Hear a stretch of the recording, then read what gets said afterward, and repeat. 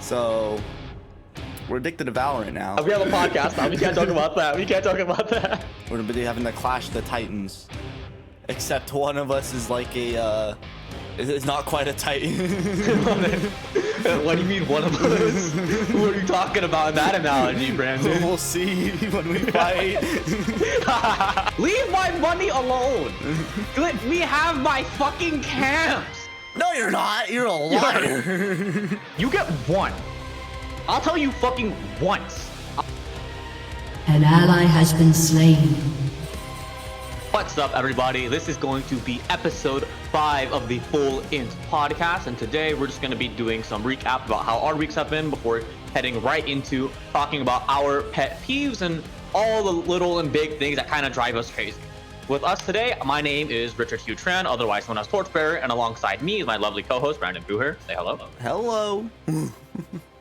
So with all that out of the way, please like, comment, subscribe, because I know some of you have been watching this pod without dropping a comment down below to help us out with the search engine algorithm and getting our channel spread out. But with all that out of the way, let's just get into how our weeks have been and then get into the real meat of it. So how have you been, Booher? I've been. You've been? Just trying to get, a while ago, I got laid off. Never mentioned this on the pod. I got laid off a while ago. Recently did a new interview. We'll see how that's going. I'm still applying to new places, but I'm been unemployed for a minute now, so my pockets are looking thin. But then to continue my weekly trend of what am I addicted to, because I'm feeling that might keep happening. Where it was Lost Ark, now it's Valorant. Oh shit. So we're addicted to Valorant now. I'm trying to get better. That game can be pretty rough with getting better at. I'm on my way. I'm still poo-poo, but I'm doing better. But I've probably played like nonstop Valorant for a minute now. Like this whole week has just been Valorant. Yeah, I've been seeing you grind out to like 2 a.m. Like, my teammates are so dog shit, dude. What is this? It's not even till 2 a.m. Terrorists. I go to sleep at like 8 in the morning, and then I wake up at like 1. Yeah, this is Valorant. He's a fucking. I saw it with Granblue too. I see the same like fanatical glimmer in your eyes, where it's like, I'm gonna grind into this until I am a god. I haven't quite started looking at tutorials yet. That's the sign. As soon as you see the tutorials, it's over. It's over. Then we're learning. Let's go. How's your Valorant experience been as someone who's gone from 0 FPS to poo-poo? I'm bipolar. I'm bipolar. Well, it's like I've played typical shooters like Battlefield and Call of Duty. Well, I shouldn't say typical, but like more mainstream shooters. Battlefield being my favorite. I obviously played Halo. Halo's actually up there. But it's not, it doesn't play like a normal one. You have to like have a weird patience. I can understand like, cause Josh and like Secret were always trying to tell me like that it is a faster paced game than I was thinking it was, which now that I've gotten into it, I can see how it is fast paced. It's just a different type of fast paced, like how the rounds move, like they can be pretty quick. Just because of how fast you can kill someone, but like the gameplay, it's weird. It like ramps. It's like slow tension into like explosiveness, which is one of the things I think makes the game pretty successful. It's like watching a horror movie, right? Like you're in deep suspense, and then all of a sudden you get that nice, satisfying jump scare. You said horror movie. The first thing my mind jumped to, I was like, oh yeah, it's like busting a nut. What? There's the build up. There's the build up. It's slow. It ramps up, and then boom. Well, but the thing is like if you don't win the fight, then the nut is ruined. Yeah, isn't that what it feels like when you lose? No.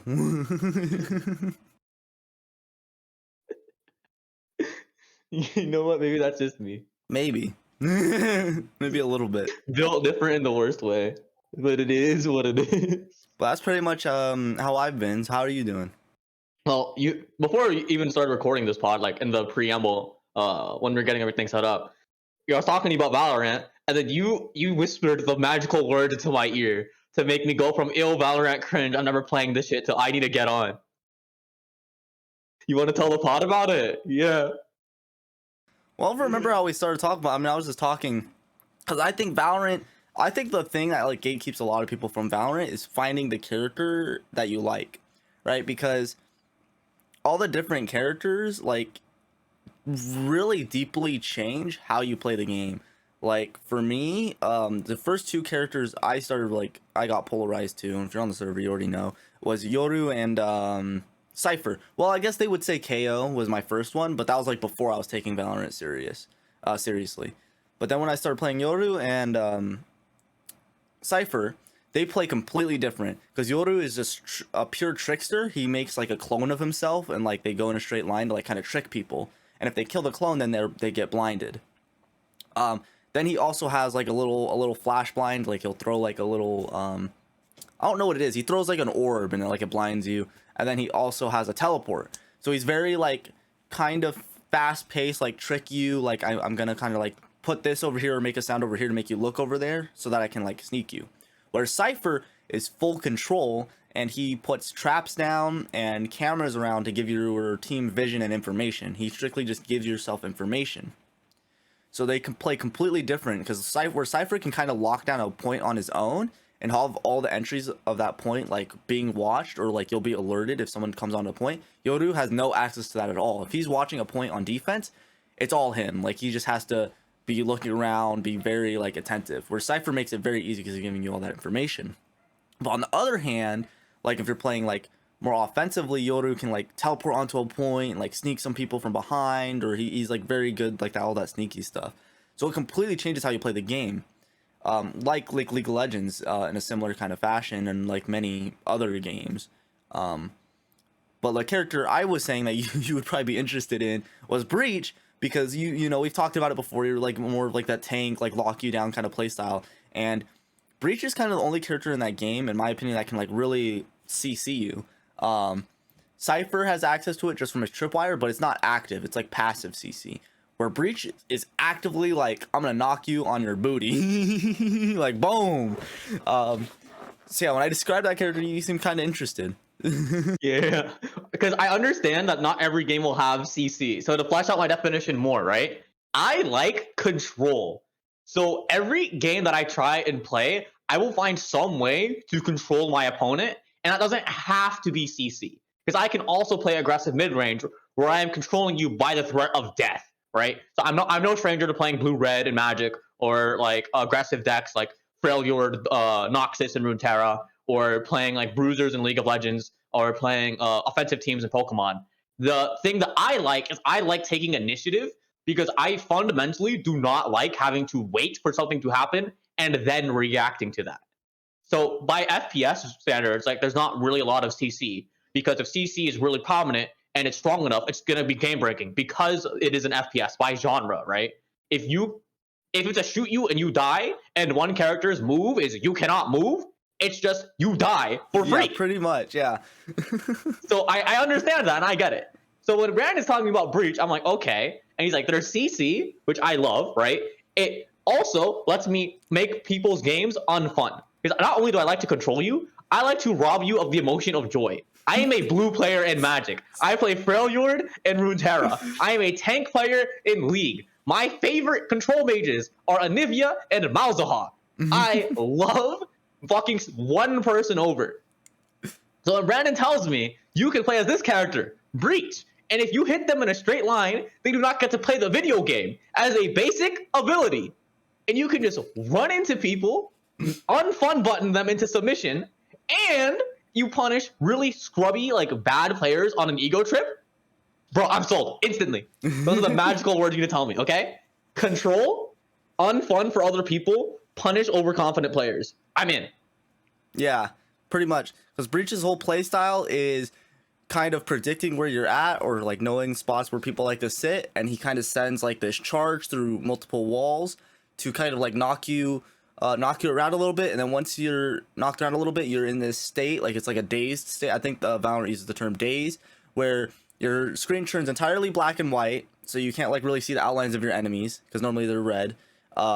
and then you're kind of like woozing around a little bit, and then you're very like moving in slow motion, and when you shoot, like let's say your gun goes like right now, it's going like so pretty much once Breach, if Breach can get a daze on someone, he can kind of like safely rush in, because like if there's someone else there that you didn't CC, then obviously they're gonna kill you. But if you know it's just that guy, you can rush in and kind of just get a kill on them. Yeah. So it seems like a good fit. And having to like brain check people, something I really love in games too. Because once again, also a blue player, also a control mage fanboy. Brandon will invite mechanical burden because he just thinks like he can do it. He's like, yeah, like I'm just fucking good. Like I'll learn, I'll run through the reps long enough. Like mechanics aren't really like scary for you. It's why you have like GP in your champion pool, or you played like gimmick decks and Runeterra with like Bilgewater, PNZ, or Piltover Zon, or you play like Low Wei and Grand Blue. You're not really afraid of the mechanical burden because you're willing to do the reps. For me, I'm not afraid of like the mental burden because I'm pretty confident in myself and my ability to like learn things. I put my mind to it just because of like how stable I approach like the learning process in general and how much work I put into like finding out like how I like to learn things and breaking things down. So when it comes to like playing blue decks or like controlling or like predicting people, which is why I like playing jungle a lot in League of Legends, the reading part of like Breach to like know where people are like laying at and like actually learning down the maps and like thinking about all the type of stuff is like it's a challenge that I'm welcome to do because I think I can go get it. Yeah. Now if you ask me to play Yoru, I'm gonna get pretty fucking annoyed. I'm like, I don't want to do this shit. Yeah, I mean, I think that's like the aspect of Valorant you'll like the most, obviously, because like, at the end of the day, it is a shooter, so you do need like kind of those reflexes and like accuracy and aiming to like kill people. But a lot of it is like knowing where people like to sit and like just kind of being able to strategically, like a lot of it is strategy. Being able to like strategically play a point is very important.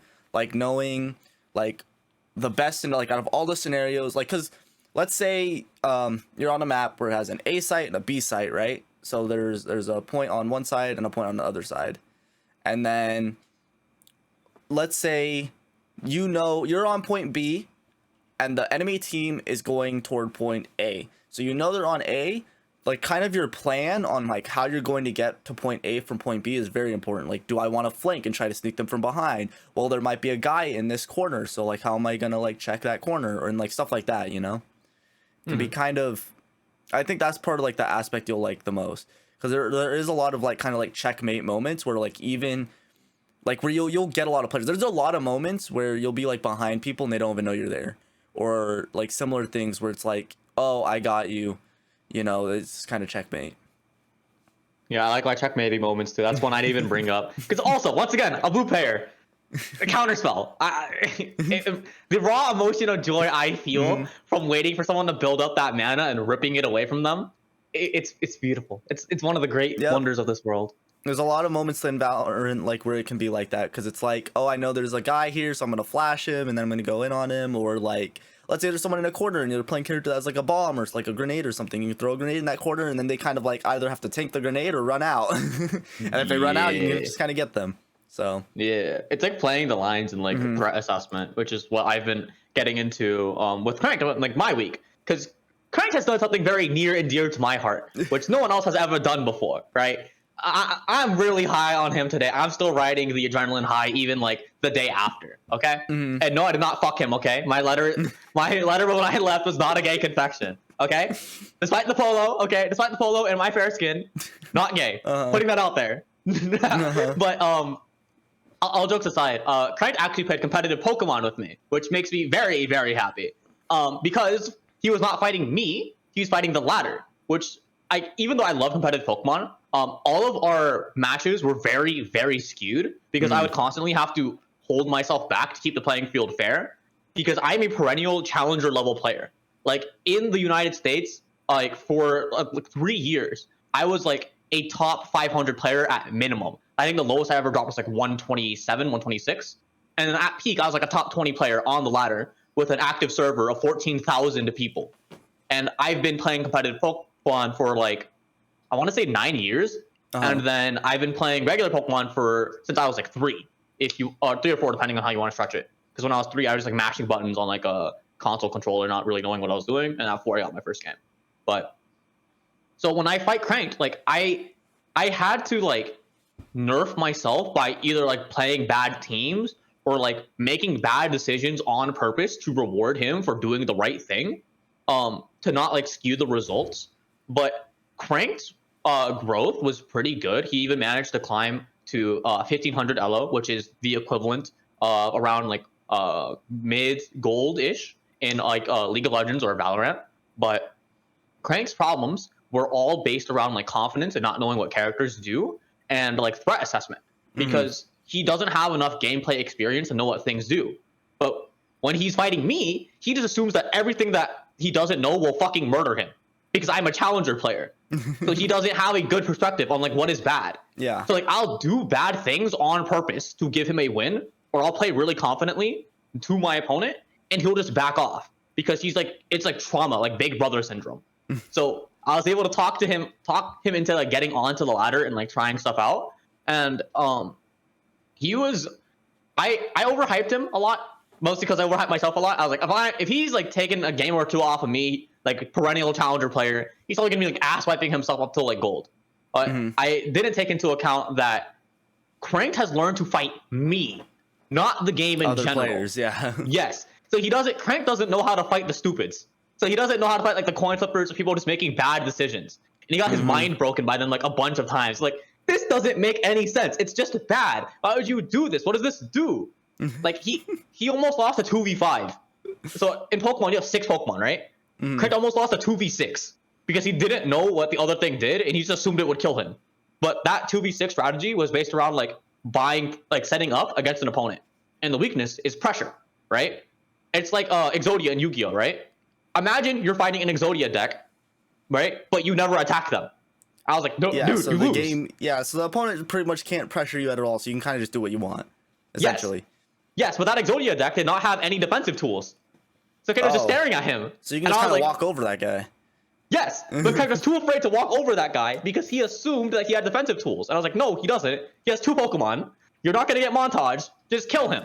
And Kid's like, I'm gonna die, bro. I can't. Just kick his ass. So it was a lot of going back and forth on that, and also trying to get him comfortable. Because like in Valorant, you want to get comfortable with your agent because it kind of shapes your identity. And the same way in Pokemon, right? You want to get comfortable with what team you're playing, and the same way that you want to stick to an archetype when you're first learning a card game or a fighting game or any kind of game, really, right? So Crank's natural tendency is to play balance, which is a team in Pokemon that's really similar to like mid-range, where it's adapted to be able to respond to your opponent, and your win condition is stopping them from playing the game and then finding your way in. And it's like very mid-range control-y, like in card games. But Crank on ladder started playing hyper offense because he knows that his problems are that he's too reserved. So he's hoping that his team like will force him to learn and improve more as a player. So just a lot of him getting into that and like learning how to be more confident in his plays and like punishing like the mouth breathers. And then yesterday even I was like, he was like, my team is bad. I don't know what I'm doing. Like I don't think that this is working out. Like something's missing. And I'm like, no, play with more balls. So so in Pokemon, like account sharing is like pretty it's pretty standard honestly on ladder because it's like the same level of opponent in general. And the ladder resets at the end of like every month, so no one cares. And like if you're actually good to compete in tournaments, you need to hold your rating for like 6 months to a year, depending on what kind of tournament it is. Oh dang, that's a long time. Yeah, so it's like because it resets at the end of the month too, and there's no MMR system. So if you're a really good player, no one cares if you account share with someone to get boosted up once, because if you're competing, it doesn't matter what the nameplate says; it's just the opponent. Yeah. So it doesn't really matter in that sense because we're still fighting the opponent that we signed up for. It's not like in League of Legends where you get dual boosted, where you get inflated because of your own skill, because that rank in and of itself means nothing because it's just the battle. So no one cares what the number says if you don't have the skill to back it up.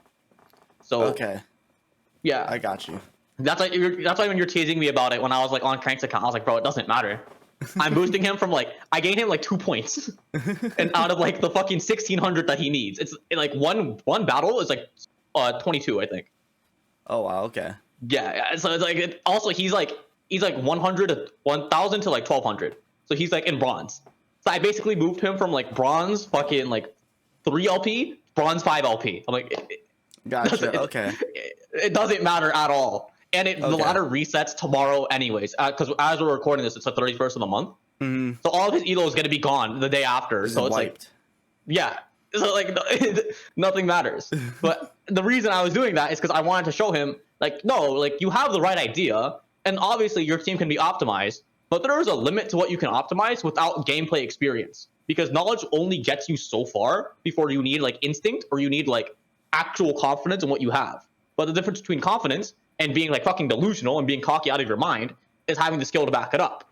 And you get that skill by playing reps. So I was just like talking him through that, and then I actually power tripped on his team a little bit because I got too saucy. I think I lost like 2 games for like fucking bronze elo players. I was like, oh no.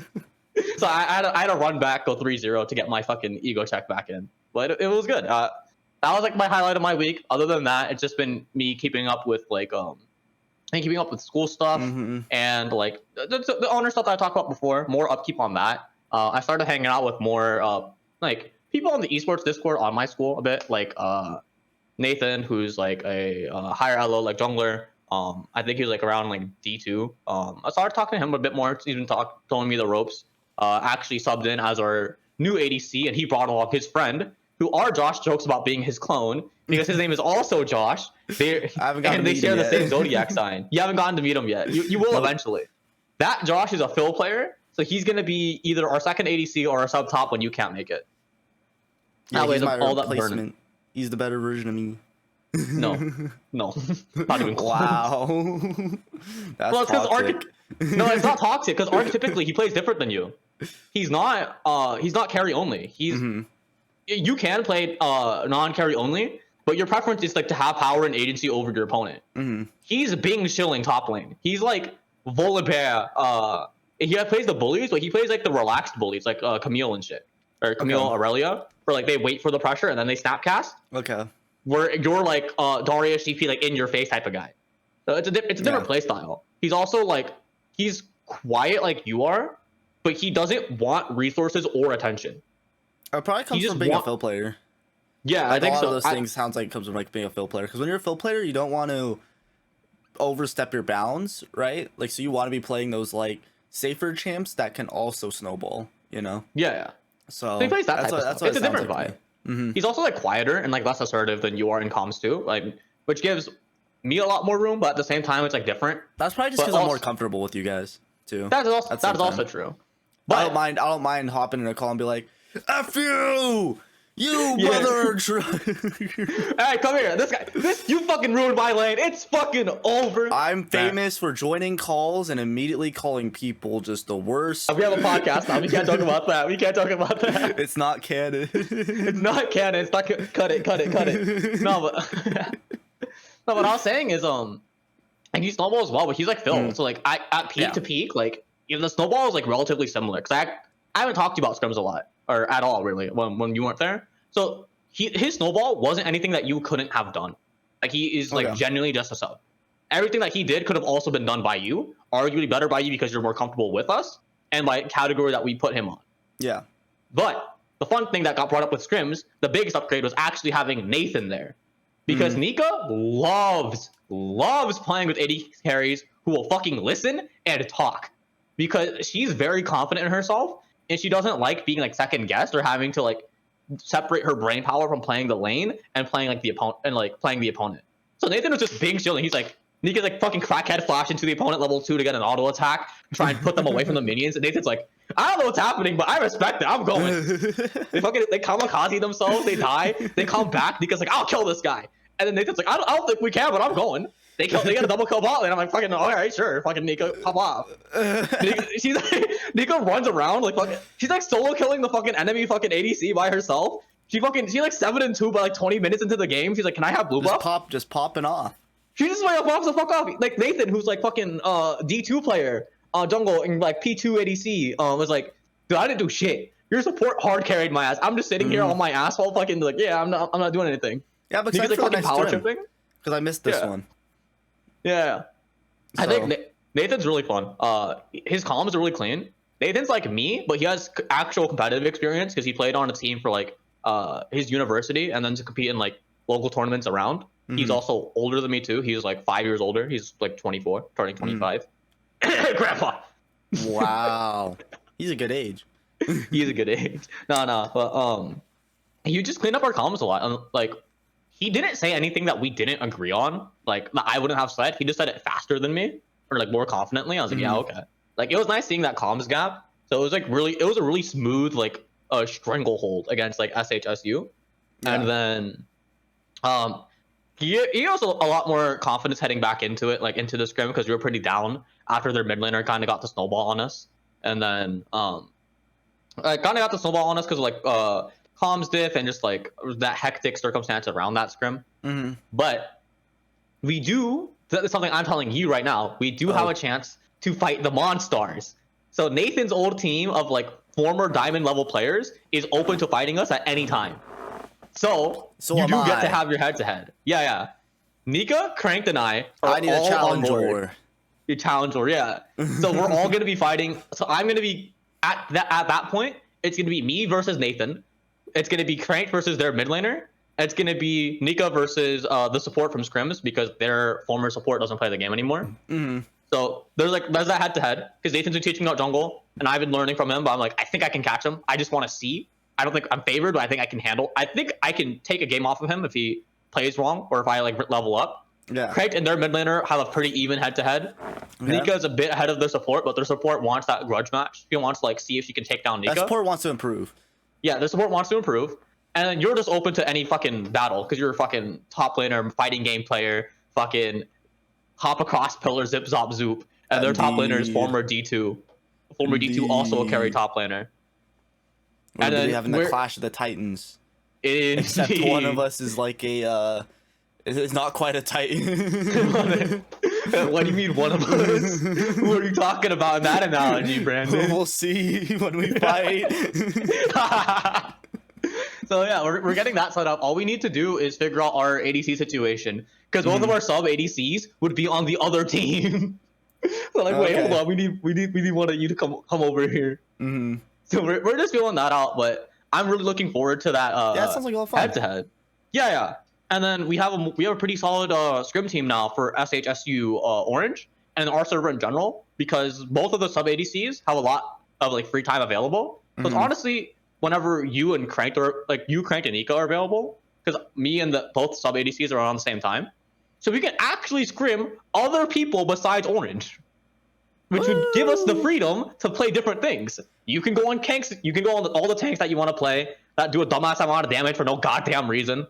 Orange, fucking Shen, all that bullshit. I get to experiment. I can finally play my carry junglers I've been begging for like years. Now that like the team is more like cohesive and we're more confident, I get to play Karthus and fucking Warwick and Fiddlesticks and Evelyn. That sounds like a lot of fun. I mean, honestly, because I have a lot of days free. It's just like I need like it to be scheduled beforehand. Like you know, like a 2 or like 3 day advance. Because like the way a lot of things end up with me is like, I'll have days where I have like nothing to do, and then like days where I'll have everything to do.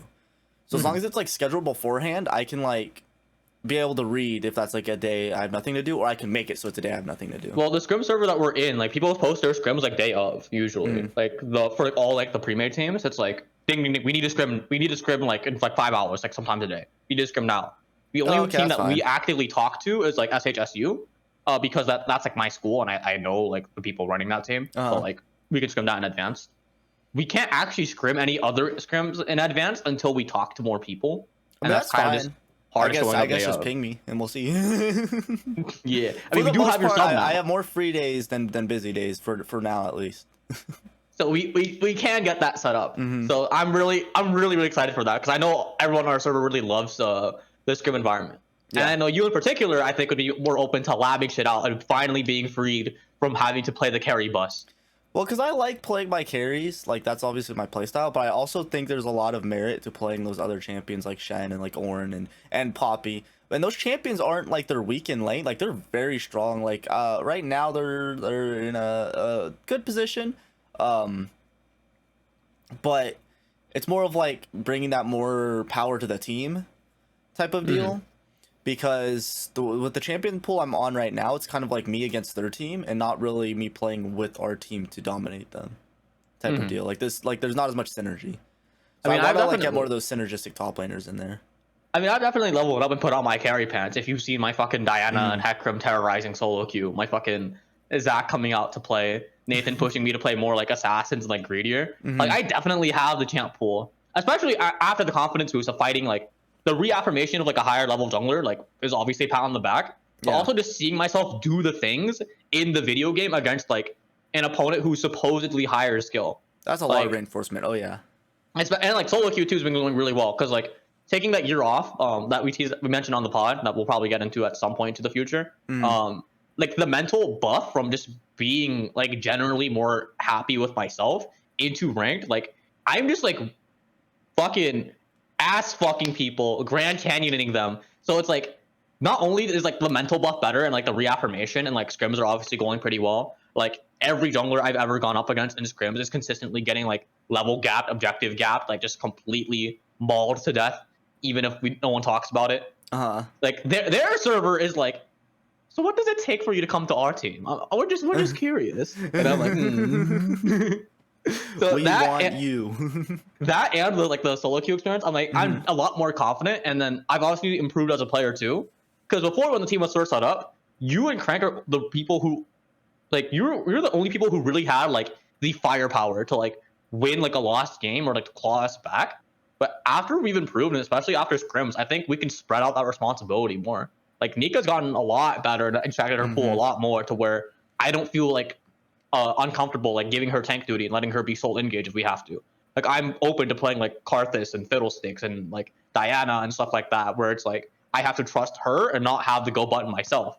And then I don't know how you feel about this because I'm just bringing up this to you on the pod, but I feel like the other like carry lanes, like Crank's coming back into form, but at least like last scrim, Crank actually was winning lane against their mid laner who was giving him trouble before.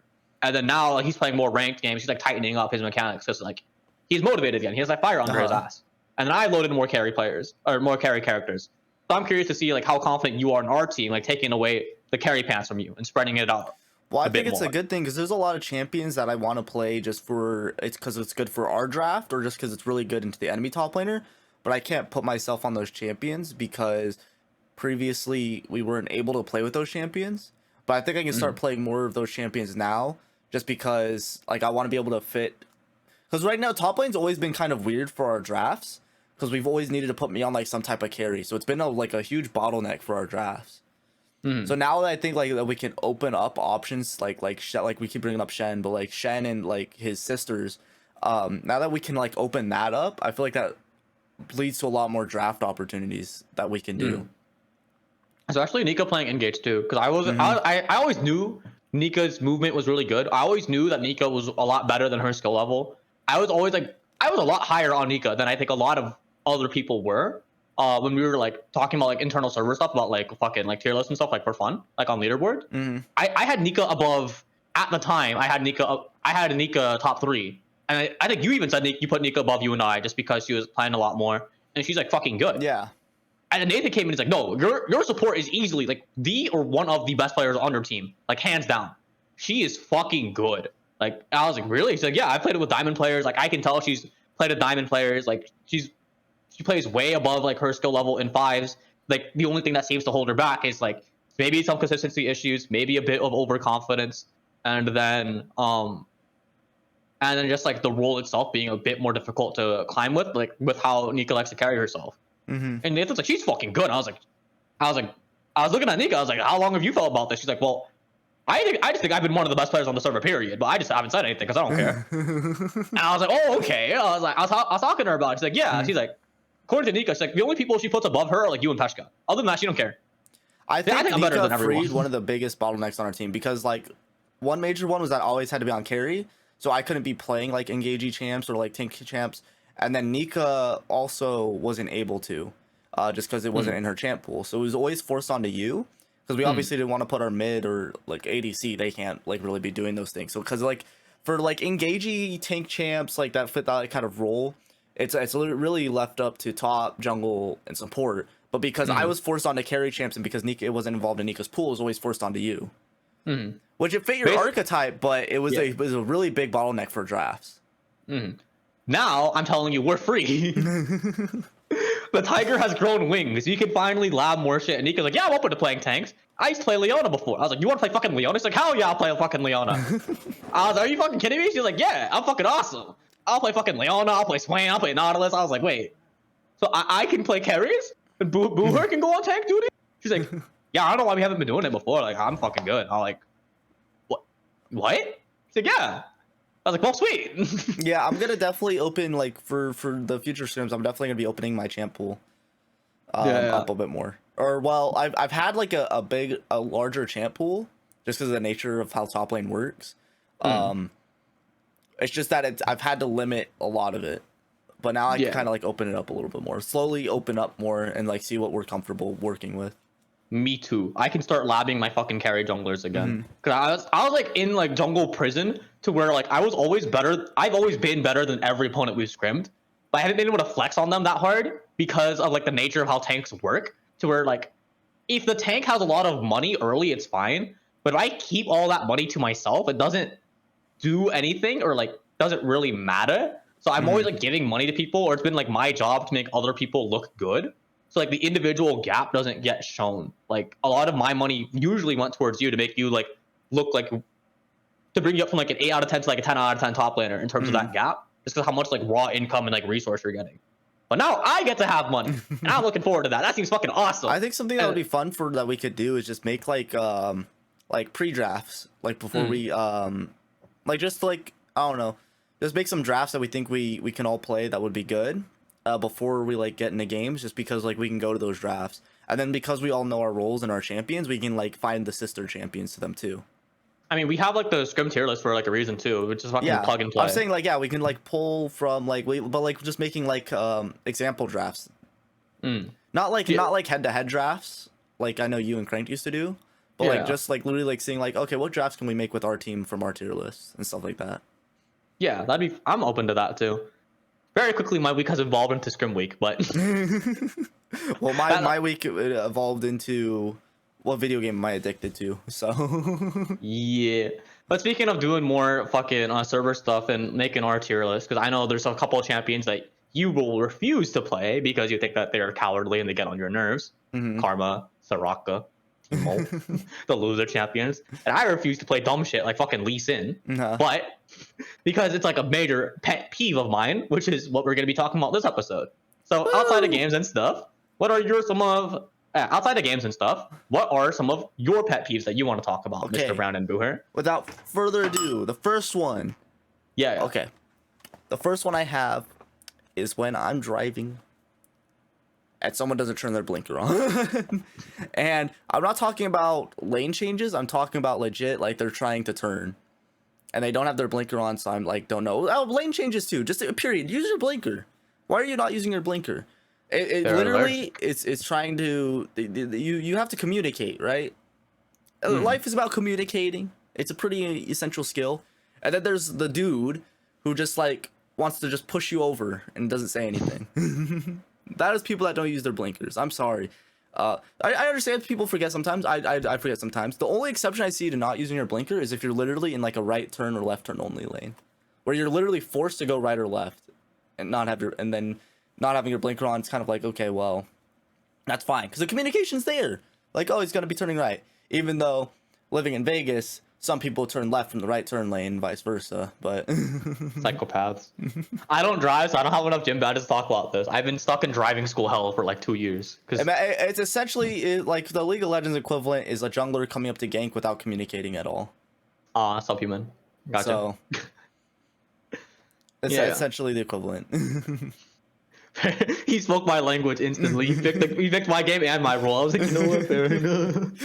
It's very bad. Except this one could potentially involve your life.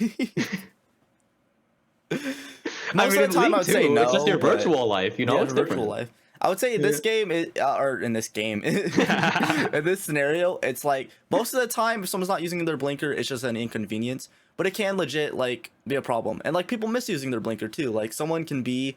Like, let's say you're in the most right lane, and you know how there's, like, cutouts, like, to turn in neighborhoods and stuff?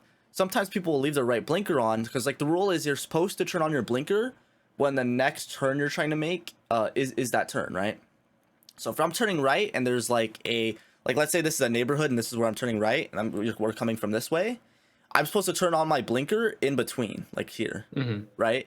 But if I turn it in back here, people will think I'm turning right here. So that's why you do it in between. But people a lot will like they forget they have their blinker on, or they're like lane changing and they leave it on or whatever. So a lot what happens, not super often because people are kind of careful about it, at least where I live. Some will have their blinker on for right, but because if there's a car sitting here, they'll think you're going to slow down because you're turning right here, so they'll pull out, and then that can lead into a collision. So it's just you just use a blinker. It's literally a flick of a finger. There's no reason to not be using your blinker. IMO. Yeah. Well, if we're going for the jungle comparison, you hate when junglers don't gank you or don't ping when they gank you. I hate when laners take my stuff. And more specifically, if I'm jungling and I am stronger than you, leave my money alone. Let me have my fucking camps. If I am Karthus and I am 9-0 and you're my weak little bitch, fucking, I don't know, fucking, I'm trying to think, Rise, and you're 0-15, you're not getting that blue buff. I don't give a fuck. All right, it's mine. And same way, but I hate. No, fuck you. I also hate when fucking I make food or I have my food. Right, we're at a restaurant. I'm ordering and I'm eating my food. I'm having a good time. And someone just grabs my food off my plate saying nothing. Like they're entitled to it. Like, yoink. Oh, just saying nothing? Oh, no, that's mad disrespectful. I hate that. They'll like, just... Yeah, the raw. That's so disrespectful. You have to ask me. I don't mind sharing. If we are a family, if we are friends, I don't mind sharing it with you. We're family. We are friends. I care about you, right? I'm very vocal when I like people. But when it is my food, right, you have to ask me even though you know the answer is yes, because it signals that respect. Because if you just take it raw, it looks like you don't give a fuck about what I'm trying to say. I hate that shit. I feel like that's a lot of things in life. Like, you have to, even if you know the answer is yes, you still have to ask for permission, right? Like, it's a boundaries thing.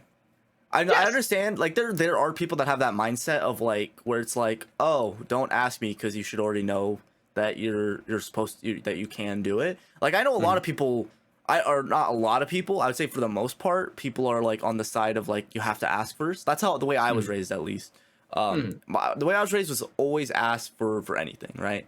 Like, if you're ever gonna do something, ask for it, or you know, or approach it with that kind of mindset. But I've met people, and I do know a fair amount of people where they actually get annoyed for asking them. Where like in your situation, it would be like, if I was to ask them like, oh, hey, do you mind if I take some of your fries? They'd go, why are you even asking me? You already know you can take some of my fries. Like, that type of deal. Yeah. And so it's like a different mindset, you know? And so I don't really understand it. I don't get it. For me, just ask. It's not hard. Just some words. Unless you're literally mute, you better, you know, do some ASL. Like, gimme. Yeah. Some bullshit. Yeah. I mean, I also hate when I have food in the fridge that I have made. It is my food, something I am looking forward to. I put it in the fridge, and someone goes, yes. They eat it. They just eat it like it's no one's business. I bring it up and they go, I'll just get you another one. That's not the fucking point. It is mine. Literally the entire reason that I got my mini fridge. It's literally the entire reason I did that, because for those of you that don't know, I primarily live with my father and then 2 other roommates, which are his friends. But sometimes I would have food items that are mine, or like just soda in general, because, you know, if you know me, you know I drink a lot of soda and things. But I got to the point when I got my job, I was like becoming more independent, and my money was always tight, so I would always be buying like different food items, or I'd be cooking, or like buying drinks for myself, but then I'd be putting it in the main fridge. Like a good example was like one time I bought a bunch of like things to make sandwiches, right, for my lunch at work, because I wanted to like save money. Because at work I was pretty much just always on my lunch break, I would just always go drive to some fast food place to go eat, like McDonald's or like Taco Bell, or like even some other nicer places which were a little more expensive. But it didn't make a lot of sense economically. So I was like, I'm just gonna bring like food to my job. But I couldn't really do that because a lot of people will, like, I would spend, like, let's say I spend like $50 on like groceries to make sandwiches, right? That should be good for like 2 weeks, right? to make sandwich. It might be more now. The grocery store is like really expensive now. But that would only last me like a day or 2 days because then it would all be gone. So then it didn't make sense for me to like be doing that type of thing because it was actually cheaper for me to go out and get fast food and spend $10 on my lunch because that's what it would be. I mean, there were days where I had to like ration myself, so I could only go to like McDonald's and spend like $5 or something. And like they do have good deals on their apps and stuff sometimes, but it was just a real big pain in the butt because I would have to essentially spend an hour's worth of my work just to feed myself for that period of work. And it was stuff like that. So I definitely can relate to that one where things are just gone. So mini fridge goated. Mini fridge goated, true. Kind of based. Luckily, I don't have a problem with my older sister, but I used to have it with like my former roommates and stuff like that. And I was like, bro, nah, you're going eighth. No, I think if you're definitely in some kind of like dorm environment and your roommates are taking your food, especially put your name on that, nope. Get out of that dorm. Contact the uni. It's over. Yeah. Well, do you have any other boundaries, or not boundaries, but do you have any other pet peeves that you want to talk about after we're talking about fucking food? My next one, it's a pet peeve, but it also makes me like cringe hardcore. It's like one of those like kind of like nail biting things. It's like anything that has to do with nails or like teeth, right? Like if I'm watching a movie, I can straight up watch a guy get shot, no big deal. But knife fights are like one of the worst things I can imagine. Like I never want to be in a knife fight. Like just imagining like getting cut and stuff like that's just awful. But it's when there's like a torture scene and they're like pulling someone's nail off or like something like crazy going on. It makes me cringe so hard. Like and it's not just that. Like the simpler thing is more like I can't stand like people like touching my nails or like pulling on them or like anything like that. It's my kryptonite. That is my weakness. You can punch me in the arm, you can slap me, do whatever you want, I'll be fine. But as soon as you mess with my nails, I'm freaking out. Do you clip your own nails? I clip my own nails. Okay. I was like, is it just any kind or is it just other people doing it? It's other people doing it, but it's also like even with myself, I'll make myself like just imagining like because like you mess up your hands, like your hands can be pretty fragile and like you're using a lot of things with them, so like they get messed up, right? So like I've had a couple moments where like your nail like comes off like a little bit, or it's like it's like just peeling, like normal typical stuff. That makes me cringe. Like just even looking at it or messing with it, I'm like, oh my gosh. For me, it's like it's like I have to scratch. Like if I have like a hangnail or something, like I was like, I just have to do it. The little like the itch like rubbing up against me, or like the little hangnail dangling. I'm like, bro, I hate it. Well, like I can't watch like like people get their mani pedis, like they like go to the nail salons and get their nails done and stuff. I can't like my girlfriend, she loves watching like those types of videos where they like do like major cleanups on you. Like she watches the pimple popper. I think that's what they're called. And it's a weird thing where they like clean people's stuff. It's gross. I know. Yeah. But what I'm talking about is like the videos of where they're like just literally cleaning up nails, like typical nail cleaning. Like I guess is where they like they'll cut your nail, but then they also have to like clean out the side of your nail. Oh yeah, I know. So I'm like, oh my god, I literally can't watch it. It's so bad. My mom works at and runs a nail salon, so I can relate. But hey, if you're ever in Texas, I got you. No, I'm good. So well, not for you, for her. My girlfriend, Christiana, for those of you, she's been trying to get me better about that. So like, it was a big achievement for me. I let her cut my toenails the other week. That might be TMI, but it was a big achievement for me because I can't stand that stuff. And it wasn't that bad, but still. Normally, if anyone's like touching my nails or like messing with them at all, I'm just not into it. Yeah. The nail offer is not for you after you told me that your pet peeve is nails.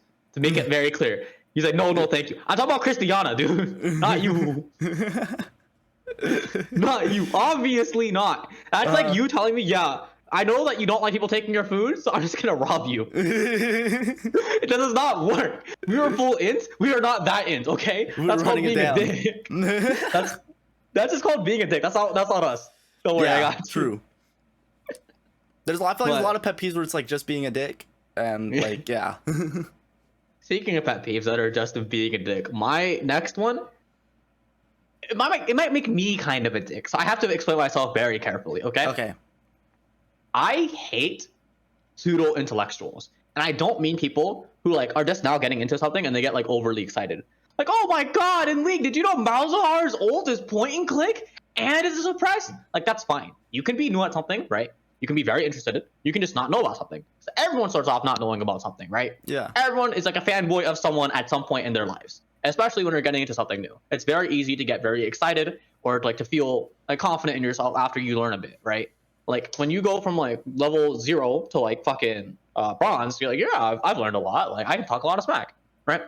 I don't mind that, right? As long as you were like self-aware of like the environment that you're in. I hate bronze players talking to like gold, diamond, like level player, like people like obviously better than them, right? Mm-hmm. And acting like they're hot shit. I hate that. It tilts me so hard. Or like when lower elo players get disrespectful, because you can be lower elo, right? It's cool. Everyone starts off somewhere, right? And I'm not saying that you don't deserve to like talk, because obviously, like in the reality of the game, like in life in general, like people will just do things that are wrong. Like I'm not talking about like morals, right? Yeah. I'm talking about like strict like knowledge. So like if you're a 5th grader and you're talking to an astrophysicist and you're telling him that his research is dog shit because of a YouTube video you watched, you're an idiot. I hate that shit. You have to respect. It's not results-based analysis where because they're at the rate that they're at, all of them are the same. But you cannot ignore the results of someone's work just because you don't like what they're saying, right? Like, if you're in League, like League is the easy example that I'll use, right? And you are bronze, and you try to talk smack to a gold player about something that they did was wrong, right? You have to understand going into it, the burden is on you to prove it because you do not have that credit. In the same way that if a middle schooler wants to debate a high schooler, you have the burden because you're coming from that deficit. Yeah. Them having that rank does not instantly mean that they're right about everything. Because even in gold, people can be fucking wrong. Even like in university, people can be fucking wrong. Like there's a lot of university students that I think would get their ass wiped by a fucking well-prepared high school student, right? It's not that big of a gap. Mm-hmm. The issue is the mentality going into it is what I really, really hate. And I see that a lot with like EDU stuff and like especially with mental health stuff that's going around. I think mental health awareness is great. I think everyone should have a platform or a way to communicate themselves. Totally. I think life sucks, and if you need people to help you or you would like help, that's fine. If you find fulfillment in helping people, I think that's fine, right? What I hate is when people think that they have become doctors over it, or they overstep their bounds and they start trying to tell the other person, you're feeling this. This is what you have. I think that you have this mental illness. From watching these 3 videos, I will now speak with authority about this. You think that you're depressed? Just be happier. Oh, you're sad? I think that you have bipolar disorder. I hate that shit so fucking much. It tilts me so hard. Because if you were actually good at that thing, like if you're genuinely knowledgeable, right? It's like the Dunning-Kruger effect, where like this is your confidence on like one side of the graph, and then this is like your fucking and then this is your skill, right? When you're a fucking idiot and you learn like one thing, like you're really high. And then as you start learning more, it goes down and down. And this is like called the valley stupidity, right? Where it's like you just go down because you're learning more, you're like more down on yourself. But when you stabilize, you go back up, but you're still not like uber confident. Because as soon as you get good at something, you're able to acknowledge like the gaps in what you can do. Yeah. And what I hate about EDU and like mental health stuff in general is when people go down here and like in this slope and they think that now I have the authority to speak about everything. Like especially like in tutoring and like in school stuff too. I really hate it when people are like get gated off because they encounter these like not bad faith actors, but people who don't know what the fuck that they're saying, and then they get scarred off of it, which is why people don't like math or like writing or stuff or reading like that. It fucking pains me so much because I think all of those things are great, but it's those great things done wrong that I think really triggers me.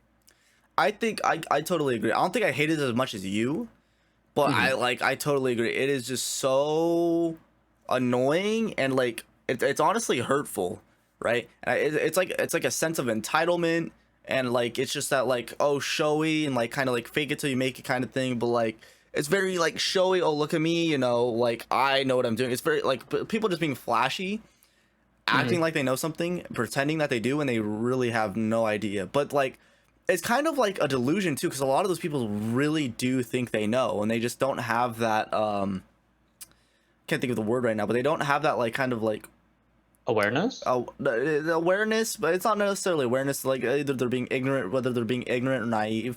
They're just to like accept when they can be wrong, or accept like a different view, or like just like how they might not be the best at something. You know, where like I mean, I understand it's a hard thing to understand that you're not good at something, or that like you might not understand something fully, but like. Speaking from my perspective, that completely goes against my belief and like my whole learning curve with everything. Because I think anything and everything you are completely shit at, and like until you put in that time and that work and effort into it, only then can you start talking about it, right? Like I'm never going to give anyone like intense medical advice or anything. I can talk from my experience. Like if you got like a baby cut on your finger, I'm not going to tell you need to go to the hospital. I'm like, oh yeah, I've had plenty of those. Just put a band-aid on it. You'll probably be okay. Right. But I'm not going to start talking to people whether like, oh, hey, I have this weird bump on my neck. What do you think this is? So, like, I have no clue, but that thing looks weird. You should probably go see a doctor. I'm not going to be the type of dude that's like, oh no, this is a cyst. We gotta cut it open and like deflate it, you know, but you don't really know what that could be. But I feel like there's a lot of people that feel like they do have that sense of entitlement in every field. Like you see it all the time in video games. Like you see it in every niche there is ever, because it's like a human trait. There will always be people that like have that entitlement and feel like they know something when they really don't. Whether they know they're wrong and they're just being ignorant to it, or they don't and they're just being delusional, right? Like, and you see it. Like I feel like video games. I mean, it's gonna be more present and more obvious for us because we're gamers. But in terms of video games, it's very obvious when you see like in League of Legends a bronze player trying to like shot call, right? And they think, oh, these are the best shot calls, and they always tell, like, if you go to school and you talk to fellow people that play League, you see it all the time. That's why I always hated letting people know I played League at school, because they'd always want to play with it, talk about it. There was a lot of things they would just say was wrong, and like I just didn't want to get into like those arguments. I didn't want to like talk about ranks. Like I didn't even want to get into it. But it would always be like, oh hey, here I am, bronze level player. Yes, like you said, they've come up from, like, they've had to do a lot of work to get there, because League of Legends takes a lot of time to develop yourself, so it's understandable. But then they're like, oh, I was shot calling this Baron, it was so bad. But then you talk to a gold level player and they're like, actually that was wrong because of the X, Y, and Z. And then a diamond player was like, well, there's a little bit more to that. But it's so irritating to see like a bronze level player, and if they say like, oh, this Baron call was right, that's just it. End of story. No further debate, right? And then like when a gold player comes in, and then they're like, no, you're still wrong. The Baron call was obviously the best play there. And then the diamond level player comes in. He's like, no, the Baron play was actually very bad. It was terrible. And then they're like, no, it was the best call. And then Faker comes in. He's like, that was the worst thing you could have done. And they're still like, no, you're wrong. Then it's like, okay, Yeah, you're just right. So why are you still bronze then, if every call you make is just so great and you're so good at the video game, right? It's like, oh well, you know, I'm not trying that hard, or like, you know, I am above mine, but I'm stuck. And then like if you talk about real life, I'm in loser's queue. My teammates are holding me back. If you talk like about real life examples, there's like people that claim that they know medical advice, or like claim that they can understand a lot of these things, and they really don't. Like they go out in the world and they're trying to like give people medical advice, and it's just based off of like pseudoscience, or like I'm not talking about like religious medicine or anything like that. I'm talking about literally like this thing will not help you at all, right? But this pill I found on the internet for $49.99 says that it will cure cancer and make me go to 6'9". Yeah, like yeah. I think like one of the biggest things that comes to my mind is like goop. Do you know what goop is? No idea. Gwyneth Paltrow goop. Oh, we could do an entire episode on that. I'll give you the TLDR rundown, but I have some like great videos that I could show you. Like we could do like a nice podcast episode just on your reactions and like just talking about it. It is so it's such a rabbit hole. But do you know who Gwyneth Paltrow is? Female celebrity. She is a female celebrity. But she's in Iron Man. She's the female protagonist in Iron Man. She's Tony Stark's Pepper. Yeah, Pepper Potts. She's Pepper. Okay. She has this entire fashion, health, medical brand called Goop, right?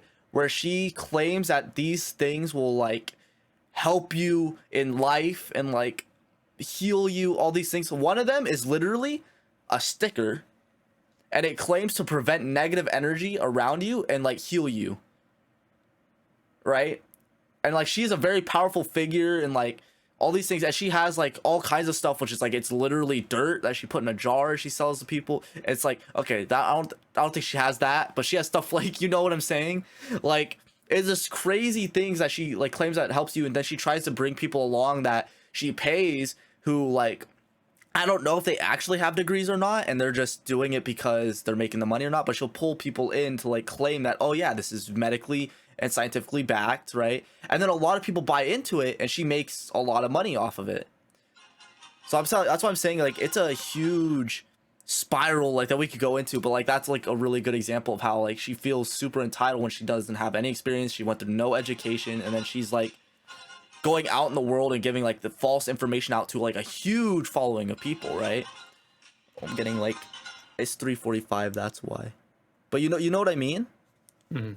It's like just it's crazy to me. That's what I was saying earlier. I think the word for it's like closed-mindedness and bad. Like it's like I think that combo is too devastating. It's too powerful. I hated it.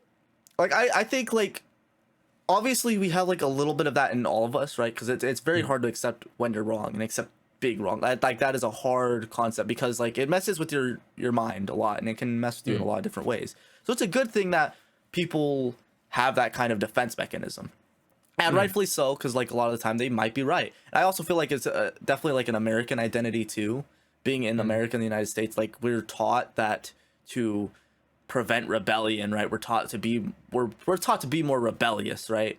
And like to set ourselves aside and like to prove everyone wrong, right? So if 5 people come to you saying that you're wrong, an American, probably their first response is like, how can I defend myself and like say that I'm right, because that's like a lot of our ideology is based off of. I feel it's just, I don't know, I don't agree with the mindset at all. I think it's very toxic. And I'm not saying you just have to accept like, yeah, because you can go too far the other way too, where like you're like a diamond level player and you have like bronze paint huffers being like, you're bad, I saw this in a montage. It's like, like you have to have some kind of barrier. It's just like, it's something that's a necessity, but when it goes too much and it combines with being closed-minded, it's not healthy for you. It's like fucking fire. Like you need fire to be warm, right? Like you need some kind of heat to like cook your food.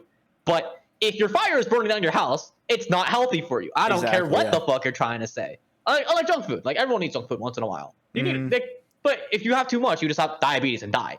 Like that's type of stuff that like tilts me the most. And it does like real harm too when you go to like medical stuff or like mental health to you. It's just like, fuck, too bad. I feel like a lot of it, I feel like it's rising, like because it's you know, we have all these like influencers, like whether they're a celebrity or a famous YouTuber or like Twitch streamer, and they like have so much, they do have a lot of power in the things they say. Like if they have an audience of 1 million followers, it's going to influence that 1 million followers in some type of way. And then you have to remember that they have their own circles, so now they tell their circles, so they might be reaching like potentially 5 million people, assuming that like each one of their followers knows 5 people that they can kind of influence in some way. So if they say, so like let's say there's a major thing happening, like let's say there's a pill that cures cancer, right? Very obvious one. There's a pill that cures cancer. It's scientifically proven. It's been tested for, let's say, 15 years. It's very strong.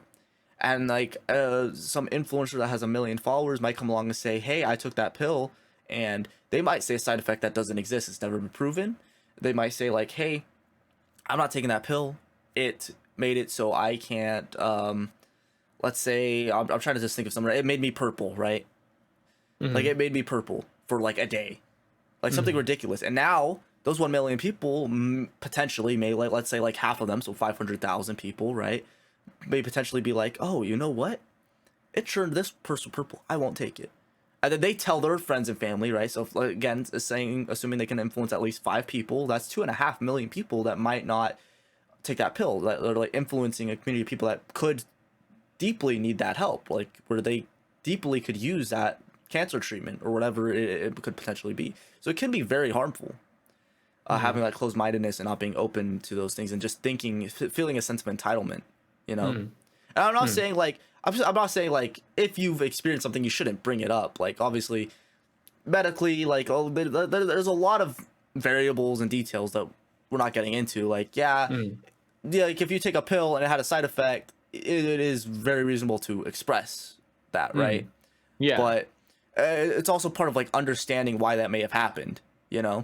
Because like there's a difference between taking a medicine and having it conflict with an alternate vitamin or medicine that you're a different medicine that you're taking and having it become a side effect from that versus just declaring that it strictly became from medicine A. Like, let's say you've been taking medicine B your whole entire life, right? And you take a different medicine A for something like you had a cough or something. You take medicine A, and because those medicines conflict with each other, and like this can apply to many other things other than the medical field, just because it conflicts with each other doesn't mean you can say that, oh, it came from medicine A, right? Like, you have to read deeper into it, and you have to be able to do that and like accept that and be like, oh, okay, here's the understanding of where it is. I feel like it's a lot of, I don't know, I could talk about it forever. Yeah, same. It's just a lot. That's why I had to be really careful, because it's not only about like what you're being closed-minded. It's also about like how qualified you are, because I think in the age of the internet, like a lot of you can learn a lot of things independently, and obviously like knowledge has been completely like widespread, and there's a lot more access and like ability to experience and understand new things. But I think in the internet era, like genuine like certification and field experience has been slept on, because people get too hyped up on the delusion of like knowledge that's like spoon fed to them without actually going through the vigor and doing that on their own. So it's really easy for them to like power trip, which is what rubs me the wrong way. It's very easy, because then you can even have like major people like politicians being like who have, let's say, no experience in the legal field, right? And then they like give their opinion about a specific case, and people just think that that's correct because obviously they've been put in this position. And it's like, well, they shouldn't even really be talking about this because they have no experience in it at all, right? Like, you became you were elected for what, like, you could have been elected for many different reasons, but like, let's say you just have no experience in that field at all, and then they start talking about it. It's like, okay, well, where's that information really coming from, you know? Right? I think my warning would be to people, I've kind of gone off subject. My warning would be, don't believe everything you see. Do your research, you know, and try to accept that you can be wrong in something, you know. Yeah. To avoid me and Richard being very angry with you. True. Fucking base. But with my preamble, fucking deep cut into fucking EDU and fucking low ranked players aside, fucking what's your next pet peeve? My next one. Okay, you had a really good one. Mine aren't nearly as good. My next one would be phones at like social or like family events, right? This is a big one for me. Like, I'll give you like 2 examples that like really bother me, okay? Exhibit A, like, everyone has experienced being in a movie theater and someone like goes on their phone or something, right? Or like this talking too loudly. I mean, talking is different, but I want to stay on the subject of phones, right? Everyone's been in a movie theater. It's understandable. Maybe someone forgot to silence their phone, right? So like it goes off, like then like it's no big deal, you know, your phone went off, you just forgot to silence it. Okay, that's fine. Then there's the people that are straight up on their phone in the movie theater, right? And I'm just like, what is wrong with you? But then for me, like, because I hate that. Like, I love going to the movie theaters, and that always, like, it just takes you out of your immersion, right? Like, it just takes you out of so much, and like, it does ruin your experience a little bit, right? And depending like how bad it is, it can ruin your experience entirely. What takes it a step further for me is, like, let's say it's family time, okay? And like, me and my family, we like to watch movies or TV shows and like hang out and stuff like that. I don't care if we're just hanging out and talking and you're not very invested in the conversation. Go on your phone. I don't care, right? But let's say we've all agreed we're watching this movie, we're in a big circle, we're watching this movie, and then someone starts going on their phone and just like big chilling on their phone, just like doing whatever.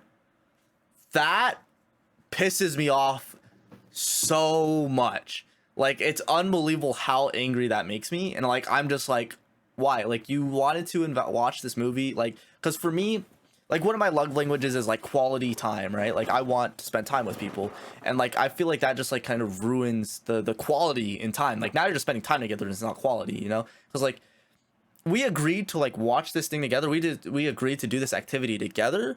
So why are you not investing yourself into it? Like, I'm putting my full investment, I'm putting my all attention into this thing, and clearly you're only giving like 30%.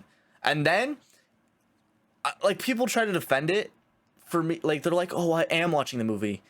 I'm like, that is not, you're not, you're on your phone. Like, I can understand if you're listening to it. If you said you're listening to the movie, I wouldn't be as angry. But you say you're watching it, you're not watching it, you're not invested in it. And then like, if they go off to say like, oh, what just happened? Or like, oh, what did that person say? Then I'm done. I'm like, I'm turning it off. You don't get to know. You know, it triggers me so badly.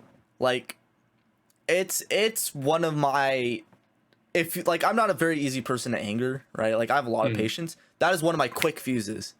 Like, if you want to like set me off very quickly, is when we're doing an activity together, like we're participating in an activity, and I don't mean an activity where you can kind of like go AFK for a bit. Like, let's say like we're playing a board game or whatever, and like it's not your turn. Yeah, sure, go do whatever you want on the side. You know, if you want to cook some food, go cook some food when it's not your turn, or you know, like stuff like that. But if like for something where you have to just be so invested in it and like to just go off on your phone and like just start doing that, it makes me like it upsets me a lot, right? And like going off of that, it's like the second one, it was a separate, I had it as a separate pet peeve, but it does tie in really well. It's like, if we're in a restaurant environment and we're eating together, I don't like when people, I say phone because it's the most widely, everyone has a phone now, you know, it's the most widely distracting device that someone has. Not everyone's pulling out a journal during a movie and like writing stuff down, you know, because then that would be like essentially the same thing. I'm just using the phone because it's like the most general and wide example. But like, if you're in a restaurant environment and someone starts like watching a video on their phone or something and it's like blasting loud, like that, I like, for me that fits into the same category. Like, I just can't stand that, because you're ruining that quality part of the quality time. And for me, what makes me enjoy hanging out with someone the most, like, or like enjoy a person the most, is if we get to spend that quality time together, right? So anything that kind of like impedes on that quality really like triggers me a lot. And especially if it's coming from that person directly, because it's like, it's just a big like rub in the face. It's a huge middle finger of like, hey, I know we agreed to do this thing together, and I clearly see you're putting 100% of your investment into it. I'm gonna put 30% of my investment into it. I'm still participating in the activity. I just have my attention elsewhere, you know. And I can't. I hate that so much. And I got people in my family that do it. They know I don't like it. They do it anyway. They don't care. But like for me, that's just, it makes me want to like not spend time with you when that's happening. Because if you do that, I'm like, the way I see it is like, I could literally be doing so many other things right now other than doing this activity with you, if you're just not gonna give it your full attention like I am, you know. And like, if you didn't want to do this activity, if you didn't want to watch the movie or whatever, you could have just told me. That's fine, that's cool. Like, you know, I don't expect you to do what I want, or like, you know, all the time, or like, you know, things like that. Like, if you don't want to do it, you're your own person. Okay, cool. I'll go do my own thing. You can do your own thing. I am completely okay with that. But I don't know. It's just, it makes me pissed. I can't stand it when people do that. I'm huge red flag for me. You saw my face like fucking lit up when you were like, I hate when people are on their phone. So I had, that's literally my next one. This is why we have a podcast together, okay? Different directions, same family tree. Yep. I hate that shit so much. I'll tell you the worst move. Ready? When I'm talking to someone, right? And I pause mid-sentence, and then the phone whips out, and they start like scrolling. Instantaneous, dude. It's like so fluid. As soon as you take a breath, boom.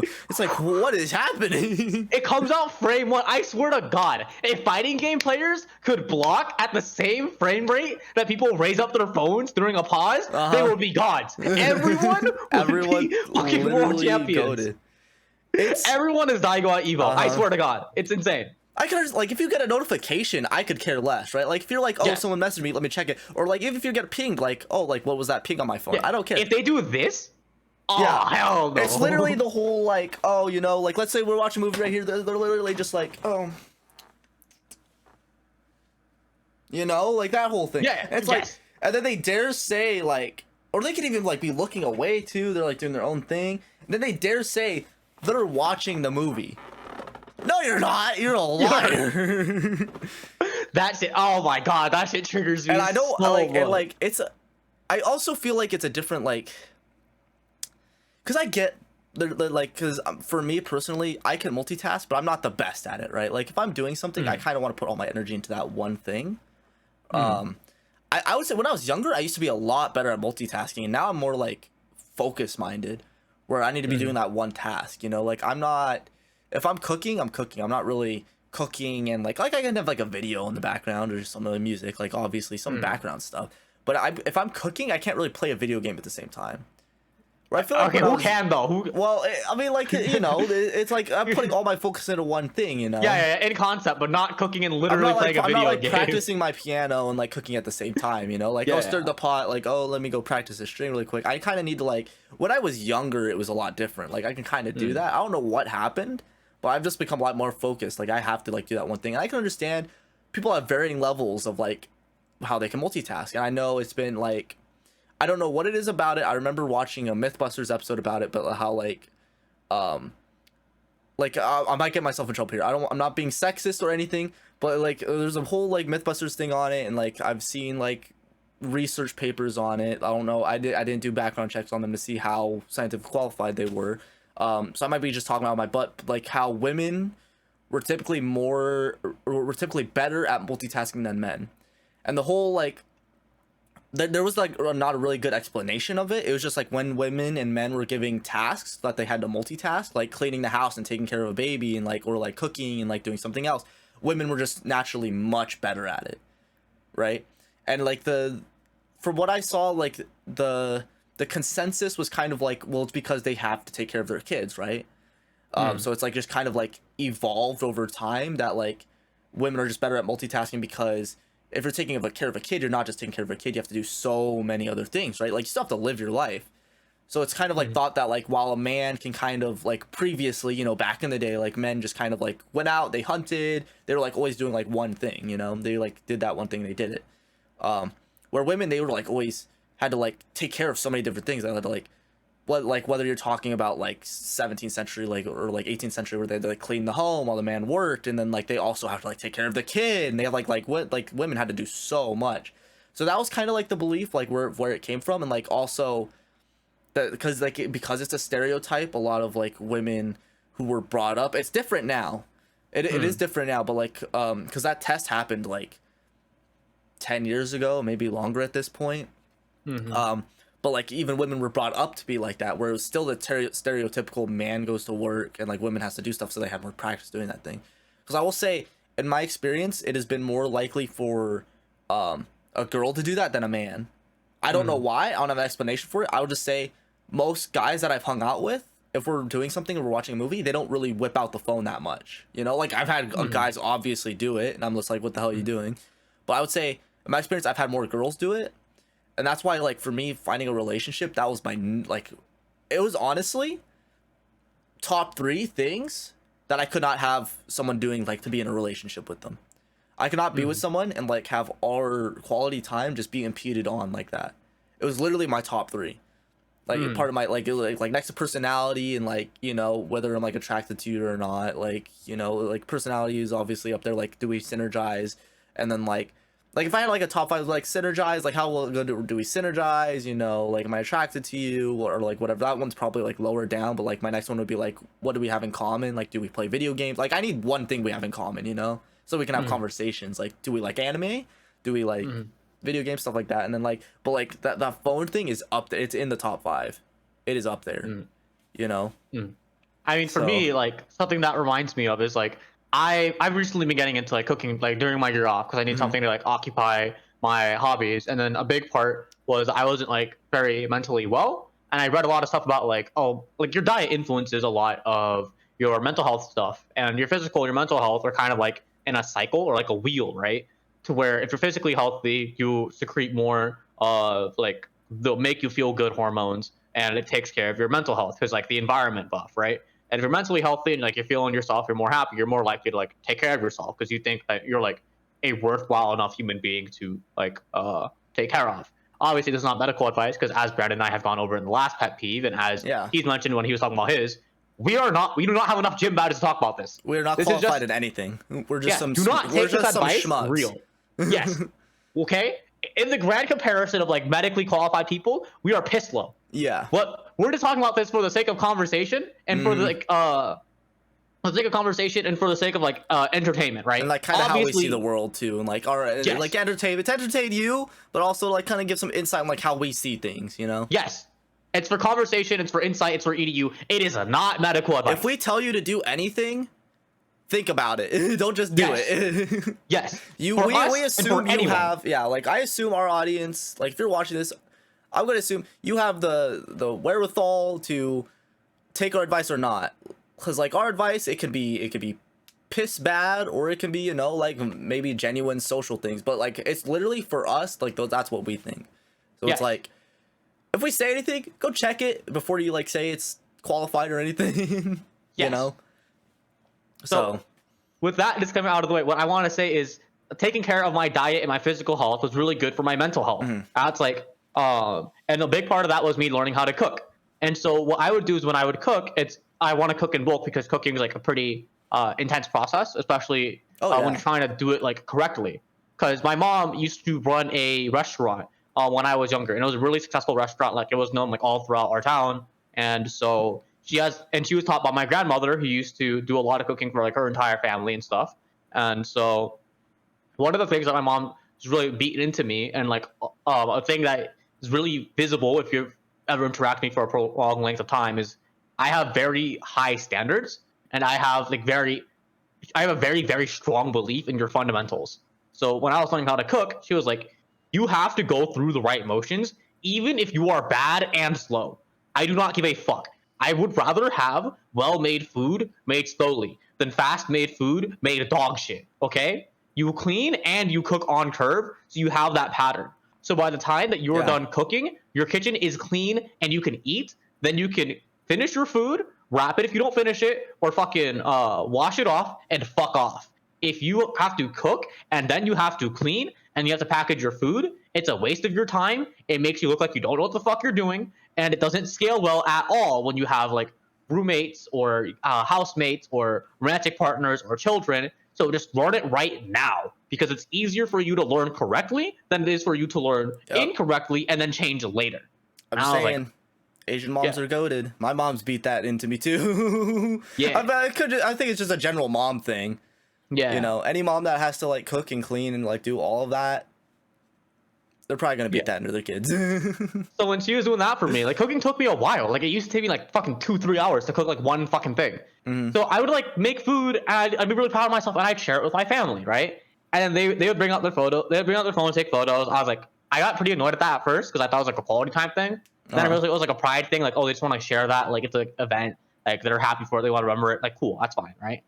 But when they popped their phones open, like I didn't appreciate this when I was younger. But when they popped their phones open and they're like AFK eating, or like they just pause their meal to scroll, and my food gets fucking cold, and they're like, yo, can you reheat it? I'm perma tilted. I'm like, oh my god, fuck you. No, that's like the biggest middle finger spit on my face type of shit. I'm like, why am I even cooking for you? This is my food. I do not need to give this to you. This is mine. I would rather eat it. When I serve people food, I try to serve it at a good temperature to where they can start eating it right away. Because like when I'm cooking, like you said, like it takes a while, and a lot of the food I make doesn't come off right away. You know, like it takes a minute to go. So when I serve someone food, like I expect them to be hungry. You know, because like I was like, hey, I'm gonna start making food now, and that was like 2 hours ago. You know, so it's like, oh, now the food's ready, or like maybe an hour ago. So they've had to wait like an hour to like 2 hours for this food, depending what it is. Like some stuff can be like, you know, more intensive. So it's like, when I serve it to them, I'm like, okay, it's gonna, you know, you can eat it now. It's a good temperature. And then they don't, and then it gets cold, and then they like throw it in the microwave, or like they want me to throw it in the microwave. I'm just like, I'm triggered, just because like for me, it's like it came out, it was so nice, it was good. And I love cooking is like a minor passion of mine. Like there's something, cooking is like the one thing where it's like, I try hard it, but I don't. Like, I enjoy not try harding it, you know? Like, I'm just having, like, it's like one of the things in life, like, because I think, I like to have those things in life you just kind of have fun with.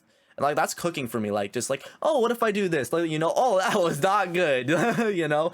So, I have a lot of fun with cooking. I really like it's a very, it can be very stressful. Like if you're cooking for a lot of people or you're cooking for your family or something, it can be like pretty stressful, and it is a lot. It is labor intensive cooking.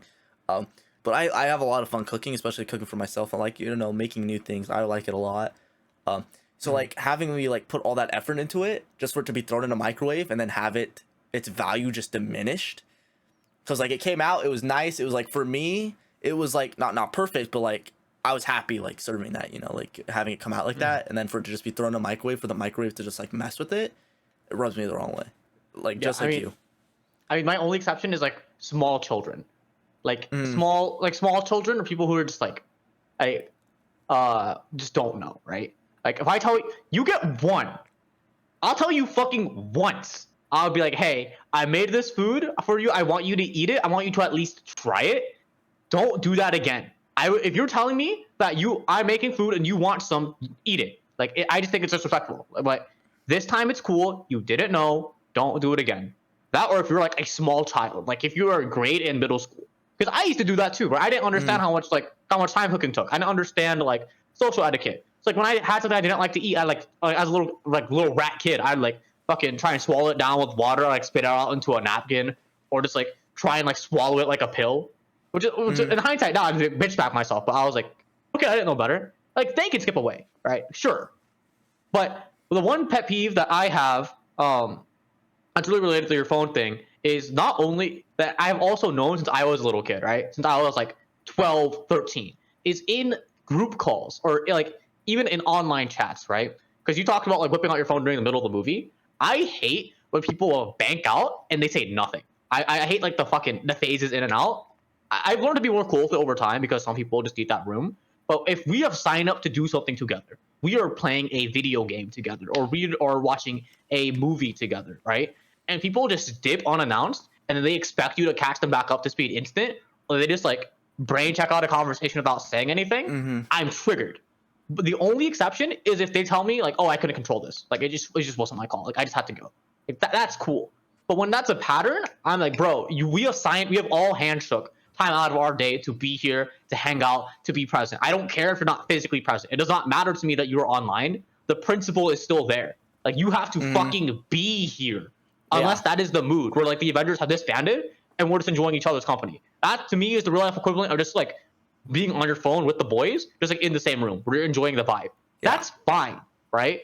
But if everyone else has hand shook and you're that one asshole who just like AFK'd or like just muted without like saying anything, or like, and you feel like left out, or you're like, you just hover over there without contributing or adding anything, I get triggered. I just like, what the fuck are you doing here? Like I'll say I don't care about it as much anymore. Like it's still like that is a peeve of mine too. But it's like back before, like with previous groups especially, it's always triggered me a lot. Like I would like, and if it happened, it would make me pissed. But now it's like, it's gonna sound bad. Now I've become more understanding of it just because I've been doing it a little more.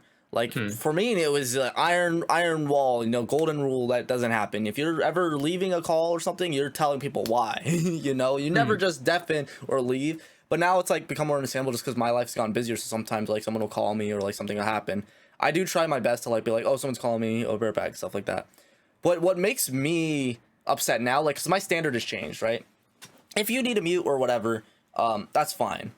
But my standards changed because like so many people have done it in the past, especially to like, I have like a lot of experience people doing this to me, is like, if you leave or if you deafen or whatever, I'm cool with that. Like now I'm like, it rubs me the wrong way if you do it without saying anything, but like I can understand why a lot of people do that now, just because it's like, oh, like 3 other people were talking and I didn't want to interrupt them, so I just like kind of lurked away quietly, What triggers me the most now with that is if I message you and then you don't respond.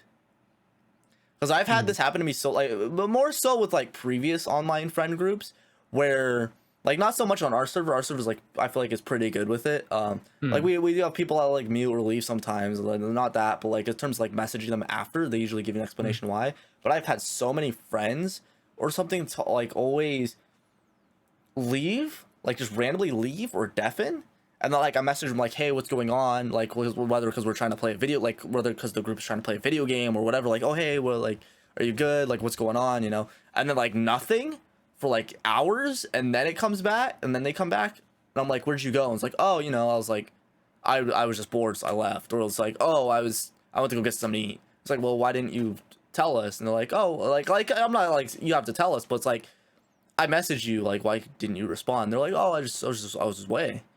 I was like, that would always rub me the wrong way if you leave unannounced. I'm more cool with that now. It's just if you leave unannounced and then people try to reach out to you like about why you left and then you don't respond. And other than like there are exceptions. Like there's like times where it's like you just have to go, right? Yeah, you have to go. Like someone needs you. Like your family needs you bringing groceries. Like an accident's happened. Like a person that you are counting on like needs you right then, right there. That's cool. That's like, obviously completely acceptable. That's obviously an accept. We're not talking about those moments. We're talking about moments like literally, or at least I am. I'm talking about moments like literally you left because you weren't interested in the conversation anymore, or just because you didn't want to play. Like maybe everyone went to go play a different game and like you just went off, right? I'm fine. Like with you leaving at that point, or like maybe you have to go eat or have food. I'm fine with you leaving. You don't really have to tell us or tell me. It might bother me a little bit, but like now I've become way more chilled with that. It's just like if I try to reach out to you post, then I'll get triggered, right? Like, hey, where you at? And then if you're like, oh, I was hungry, so I went to go with something to eat, but you tell me that like way after or way later, then I'll be triggered. Like you could have like saved me so much time and so much like brain power if you just responded to my message in a timely manner, you know?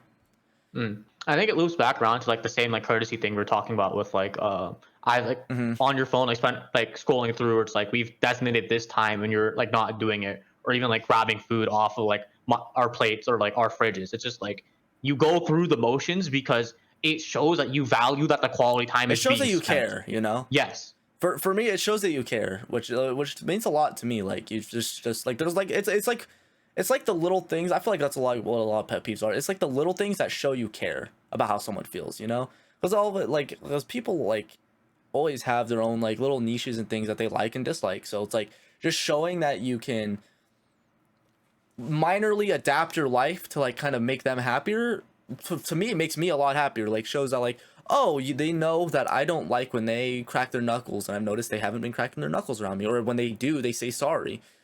Like for me, that would mean a lot. I mean, I crack my knuckles all the time. I like that's not a specific example to me, but you know, like I just see like if that was a problem for me, I would enjoy that a lot. Just like just seeing that like someone cares like that, you know, like because I like people do notice those things. Like I notice those things a lot when people minorly tweak their life and like how they act just to like make me happier, and I think that says a lot about their character, you know. And it's just a cool thing. Yeah.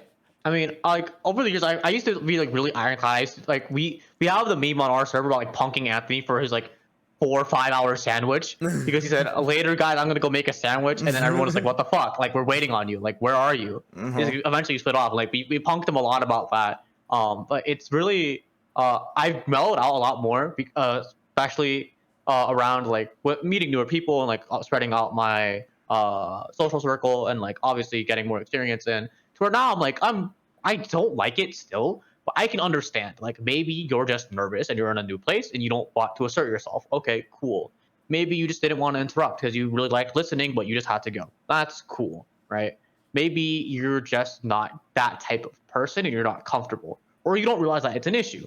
That's cool. I'm okay with that, right? I would still instinctively be annoyed, and then my brain will go, nah, well, they don't know any better. It's the same thing where it's like, hopefully with, I don't know with all of my pet peeves, hopefully with your pet peeves, if the person genuinely is not aware, but they want to make that change, sure, go ahead. I'm still going to be annoyed at you instinctively, but I respect the effort, and I'll appreciate it. The issue is when you hear that and you don't change, because then I feel like you just don't give a fuck. Because why am I with you why am I with you? Presumably I care about you if you're not going to show me that same care back. It doesn't make any fucking sense. Yeah, I feel like it's definitely like that. I feel like it's kind of what pet peeves are. Right? They're not the make the be all break all, and they're like, you know, minor things that are like inconvenient to you or just like make you upset, right? So seeing someone like make those changes is really important, and it's also like, yeah, none of my pet peeves, I'm not gonna hate you over any of them if you do them. Maybe if you do them a lot, like with some of them. I'll hate you for the pseudo intellectual one. I'll hate you for that one. Okay, it depends how like extreme you go, but we'll hate you. Yeah. Like if you do that, like there's a lot of like caveats. There's a lot of like exceptions and like, oh, you can do this sometimes, or you know, like there's a lot of scenarios where it's okay, except for my nail one. Never okay. His nail one and my fucking talking out your ass one, I hate. I will instantly like break friendship with people on that. I see like one time, like, no, this person's not worth it. I don't care. Don't know why. Okay. But other than that, like most of them were like pretty open-minded. I'm pretty chill on them. Like, you know. Yeah. I might clown on you for like some things, but like they're, you know, they're a lot of minor things. They're not like gonna end the entire world. So yeah, I mean, with all of that stuff out of the way, hopefully that gave you guys a bit more perspective into like what we're about, and ultimately we're not trying to like poo-poo on anyone or we're not trying to poo-poo on anyone or try and make anyone feel bad or like trying to like talk out of our own asses here. Ultimately, it's all about like EDU entertainment and fucking like showing you a bit more insight into us. These are just the little things that upset us. Yeah. So with all that out of the way, please once again hit like, comment, and subscribe if you haven't already. Really helps up the channel out. Really helps us out. Lets us know that we're doing good by you guys and that we're heading into the right direction. But my name has been Richard Hugh Tran, and this has been Booher Dragon. Thank you all so much for watching, and goodbye. Bye. Peace. Bye, guys. This goes here.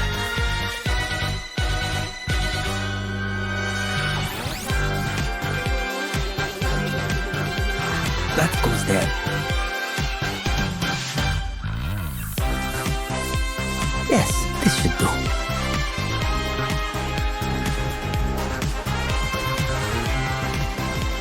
One of my cameras is broken.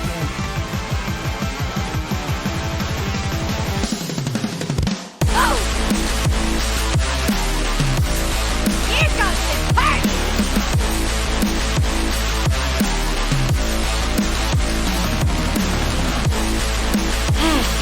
So what I missed?